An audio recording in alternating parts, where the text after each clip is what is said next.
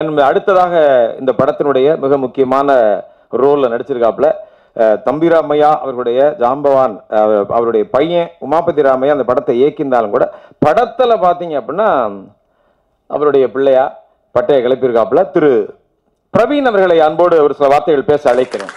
வாங்க வாங்க வாங்க.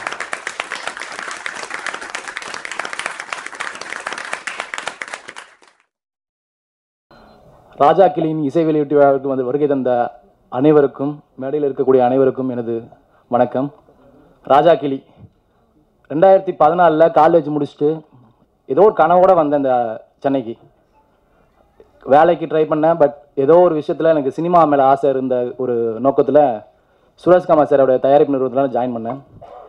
பட் எனக்கு தெரிஞ்சு சினிமாவோட பேக் எண்ட்லேருந்து ஒர்க் பண்ணுற ஒரு விஷயம் இருக்குல்ல, அது அந்த கஷ்டம் வந்து எல்லா தொழில்நுட்ப கலைஞர்களுக்கும் அது வந்து பேக்கெண்ட்லேருந்து ஒர்க் பண்ணுற ஒரு அந்த கஷ்டம் வந்து கண்டிப்பாக எல்லாருக்கும் வெளியே தெரியாது. நடிக்கிறவங்க வந்து ஈஸியாக வந்து பீப்புள்கிட்ட ரீச் ஆகிடுவாங்க. பட் பேக்கெண்ட்லேருந்து ஒர்க் பண்ணுற அந்த கஷ்டம் நான் வந்து அந்த கஷ்டத்தை நான் பார்த்துருக்கேன். ஒரு படம் எடுக்கும் போதும் அவர் அந்த கதையை சூஸ் பண்ணும்போது எனக்கு வியப்பாக இருக்கும். தயாரிப்பாளர் திரு சுரேஷ் காமாட்சி அவர்கள் சூஸ் பண்ணும்போது நம்மளுக்கு ஒரு வியப்பாக இருக்கும். என்னன்னா நம்ம கமர்ஷியலாக பண்ண மாட்டாரு, எப்படி ஹிட்டு கொடுப்பாரு, மாநாடு, மிக மிக அவசரம் எல்லாமே பண்ணும்போது நமக்கு ஒரு அவரை பற்றின வியப்பு நமக்குள்ளே இருந்துகிட்டே இருக்கும். என்னடா இது இப்படி பண்ணுறாரு, நம்ம எப்படி அடுத்த கட்டத்துக்கு இந்த தயாரிப்பு நிறுவனத்தை எப்படி எடுத்துகிட்டு போவாருன்னு ஒரு வியப்பு இருக்கும். அசால்ட்டாக டீல் பண்ணுவார்.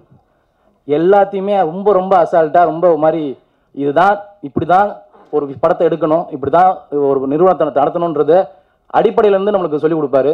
அந்த நிறுவனத்துலேருந்து நான் வந்தது வந்து நமக்குள்ள ஒரு ஆசை இருக்கும்ல, என்னடா அது நம்ம நிறுவனம் படம் எடுக்கிறாங்க, நம்ம வந்து ஏதோ ஒரு கேரக்டரில் ஏதாவது நடிக்க முடியுமான்னு ஒரு ஆசை இருக்கும். அந்த ஆசை நமக்குள்ளே இருக்கும். சரி எப்படிதான் அதை கேட்கறது அவர்கிட்ட, ஏன்டா நீ இங்கே வேலை பார்ப்பேன் அங்கே போய் நடிப்பான்னு கேட்பாரு. அது நம்மளால கேட்க முடியாது.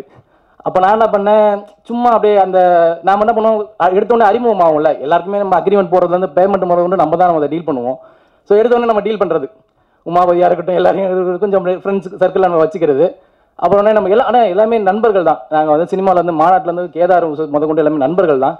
ஏன்னா தமிழ் சினிமாவில் ஒரு 10 வருஷ காலம் வேலை பார்த்துருக்கேன்னா எனக்கு தெரிஞ்சு என் கூட பழகின ஆட்களை, என் நண்பர்களை ரொம்ப நல்லவங்களாக சேர்த்து வச்சுருக்கேன். அதுதான் எனக்கு கிடைச்ச மிகப்பெரிய சொத்து நான் நினைக்கிறேன்.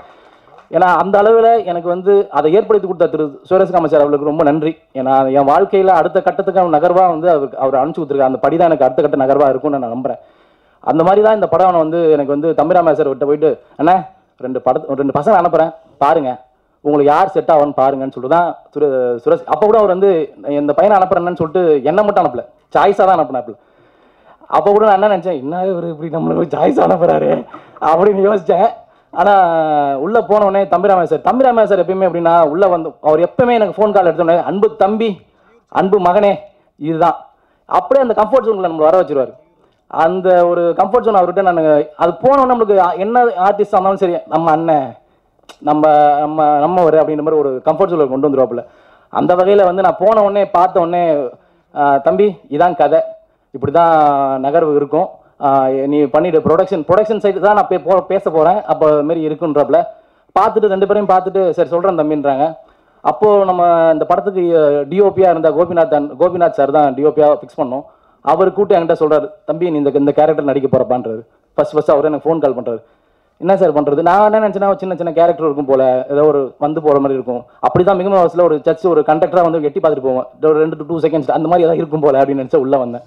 அப்புறம் பார்த்தா தம்பி ராமையா சார் கூப்பிட்டு, உனக்கு நீ சீக்கிரமாக ட்ரைனிங் வந்துடு, முன்னாடி உனக்கு இதெல்லாம் நான் சொல்லி கொடுத்துட்றேன் அப்படின்றப்பல, என்னடா இது ஒரு பெரிய போர்ஷன் இருக்கும் போலேன்னு உள்ளே போகிறேன். ரொம்ப கம்ஃபர்டபுளாக அவன் உமாபதியாக இருக்கட்டும், அவன் தம்பி ராமையா சார் எல்லாருமே அவங்க கொடுக்குற சர்க்கிள் எல்லாம் அவங்க ஆஃபீஸ்க்கு மேலே வச்சு ஒரு ப்ராக்டிகல் செஷன். முக்கியமாக சொல்ல போனால் அதில் வந்து நவகாந்தன் ஒரு அசோசியேட் டைரக்டர் நம்மளை அப்படியே கையில் அப்படியே கைடு மாரி அல்வா மாதிரி கொண்டு போகலாம். நம்மள அந்த அளவுக்கு வந்து ரொம்ப நுணுக்கமாக இது இப்படி தான், இந்த சீக்வன்ஸோட மீட்ரு இவ்வளோ தான் அப்படின்னு நடிங்க அந்த மாதிரி சொன்னாப்புல. அதனால் அந்த படத்தில் வந்து அவ்வளோ வந்து நம்ம வந்து ஈஸியாக வேலை வாங்கிட்டாங்க. அதனால் அந்த படத்தில் நடித்த அனுபவம் வந்து உண்மையாலுமே இந்த தம்பி ராமையா சாருக்கு ரொம்ப நன்றி. என் கூட அந்த டீமோட இருந்த எல்லாருமே ரொம்ப பழக்கப்பட்டாங்க. ஸோ அப்படி தான் ஒரு படத்தில் ஒர்க் பண்ணும்போது அவங்க டெக்னீஷியனை நான் வந்து ரொம்ப நம்ம கூட நண்பர்கள் ஆக்கிடுவேன். எனக்கு அது வந்து ரொம்ப பிடிக்கும். ஸோ அந்த வகையில் உமாபதி அவர்களும் சரி, கேதார், இந்த படத்தில் வந்து பேக்ரவுண்ட் ஸ்கோர் வந்து மியூசிக் பேக்ரவுண்ட் ஸ்கோர் போட்ட வந்து தினேஷ் அண்ணன் இஸ் ஃபினாமினல்.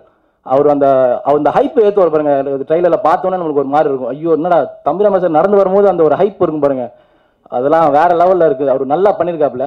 அதுவும் எடிட்டர் சுதர்சன், இந்த டெக்னீஷியன்ஸ்லாம் வந்து அந்த அளவுக்கு அமைஞ்சிட்டாங்க. அந்த அளவுக்கு இந்த படத்துடைய எல்லா ஒட்டுக்கும் வந்து நம்ம சுரேஷ் சார் செலக்டடாக தான் எடுப்பாப்புல.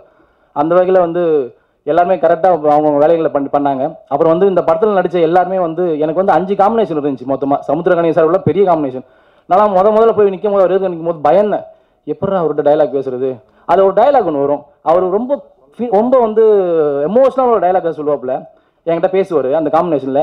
அப்போ வந்து அவர் சொல்லுவாப்புல, மாரி அப்பா அவங்களாம் நம்ம தான் பார்த்துக்கணும், குழந்தைங்க தான் நம்ம தான் வந்து அவங்கள வந்து பார்த்துக்கணும் வயசான காலத்தில் சொல்லுவார். நான் அப்போ சொல்லுவேன், இந்த பாடம் எடுக்கிறவெல்லாம் இங்கே வச்சுக்காதீங்கன்னு சொல்லுவேன். எனக்கு இந்த டைலாக் அவர் முன்னாடி சொல்கிறதுக்கு எனக்கு பயம், என்னடா இது இப்படி சொல்கிறாங்களேன்னு. ஆனால் ஏன்னா அவ்வளோ பெரிய ஆள், லெஜெண்டு, நம்ம அவருக்கு முன்னாடி போயிட்டு அவரை வந்து இப்படி பேசுகிறோன்னும் போது நமக்கு ஒரு பயம் இருக்கும்ல.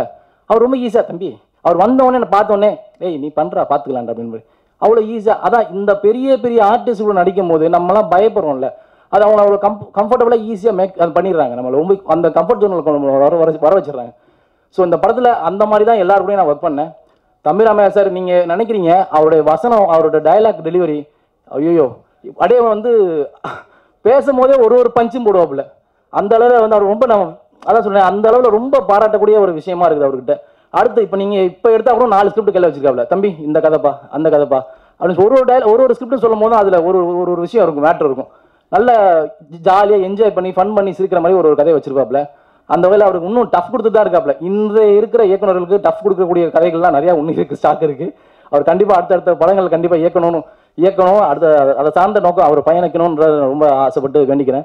அதுமாதிரி இந்த படத்தில் நடித்த எல்லா டெக்னீஷியன்ஸும் சரி, ஏன்னா ஆஸ் அ டெக்னீஷியனாக நான் வந்து இந்த படத்தில் இருந்தாலும் நடிகராகவும் சரி, இந்த படத்தில் வேலை செஞ்ச சக நடிகர்கள், சக கலைஞர்கள், சக டெக்னீஷியன்ஸ் எல்லாருமே அடுத்த கட்ட நகரணுன்றதை நான் மனமார இறைவனை வேண்டிக்கிறேன். நீங்களும் இந்த படத்தை ராஜாக்கிளியை கண்டிப்பாக தேட்டரில் பார்த்து சப்போர்ட் பண்ணுங்கள். உங்களால் கண்டிப்பாக வந்து இந்த படத்தை நீங்கள் அடுத்த கட்டத்து நகர்வுக்கு கொண்டு போவீங்கன்னு நம்புகிறேன். இந்த படத்துக்கு வாய்ப்பு கொடுத்த தம்பிராமையா சார், முக்கியமாக திரு சுரேஷ்குமார் சார் அவர்களுக்கும், தம்பிராமையா சார் என்னோட நடித்த சக கலைஞர்களுக்கும் ரொம்ப ரொம்ப நன்றி, வாழ்த்துக்கள், விரைவிற்கு நன்றி.